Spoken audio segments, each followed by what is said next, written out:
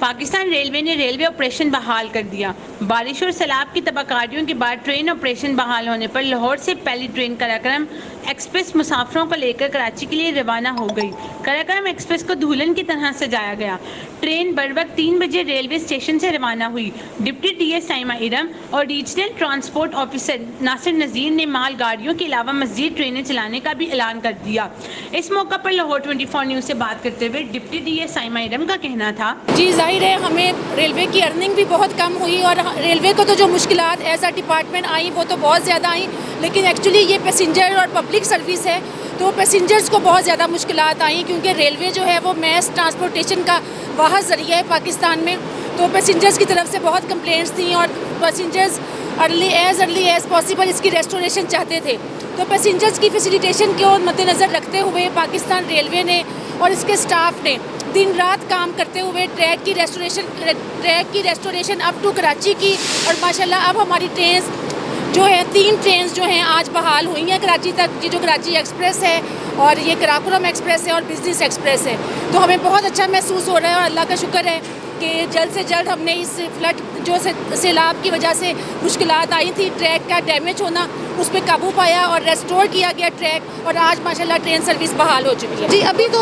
अभी तो काफ़ी ट्रेन जो है वो रेस्टोर होना बाकी हैं। अभी हमारी ये 3 ट्रेनें चलेंगी, उसके बाद हमें इसका जो रनिंग टाइम और ये ग्रेजुअली हम लोग जो हैं इनको रेस्टोर कर रहे हैं, फेज़ वाइज रेस्टोर कर रहे हैं। तो फर्स्ट फेज़ में हमने ये रिस्टोर की हैं, अब इनका जो रनिंग टाइम और इनकी पंक्चुअलिटी ऑब्जर्व करते हुए और ट्रैक की कंडीशन ऑब्जर्व करते हुए हम बाकी ट्रेन भी रेस्टोर कर देंगे। अभी वापस इंशाल्लाह जल्दी नॉर्मल जो इनका वो रनिंग टाइम था उस पर आ जाएंगी वो। फिलहाल तो हमने थोड़ा एक्सीड किया है running time for the facilitation of public. जैसे जैसे ट्रैक कम्प्लीटली रेस्टोर होता जाएगा तो अपने नॉर्मल रनिंग टाइम के मुताबिक ये चलेगा। कराक्रम एक्सप्रेस 975 मुसाफिरों को लेकर रवाना हुई, जो 22 घंटे में मुसाफिरों को मंजिल मकसूद तक पहुंचाएगी। डिविजनल अफसरान जिशान शहजाद, उबैद पाल और स्टेशन मैनेजर जफर इकबाल का कहना था कि सैलाब की वजह से जो रेलवे ट्रैक ज़ेरे आब आ गया था और ट्रेन को ऑपरेशन को सस्पेंड करना पड़ा था, after span of more than 1 month वो उसको रिस्टोर कर दिया गया है और लाहौर से कराची के लिए 3 ट्रेनों को बहाल किया गया है और फेज़ वाइज बाकी ट्रेन जो रह गई हैं जो कि अभी नहीं चल रही उनको भी इंशाल्लाह आप देखेंगे कि 2-3 हफ्ते के अंदर आहिस्ता आहिस्ता फेज़ वाइज उनको भी बहाल किया जाएगा। देखें, लाहौर और कराची के बीच में जो कनेक्टिविटी है उसमें आम आदमी के लिए जो सबसे बेहतरीन ज़रिया था वो रेलवे था, क्योंकि बाय एयर काफ़ी महंगा है और बाय रोड भी इतना लंबा सफ़र तय करना मुमकिन नहीं होता। तो हमारी पूरी कोशिश थी कि इस सिस्टम को हम जितनी जल्दी रिस्टोर कर दें उतना अच्छा है।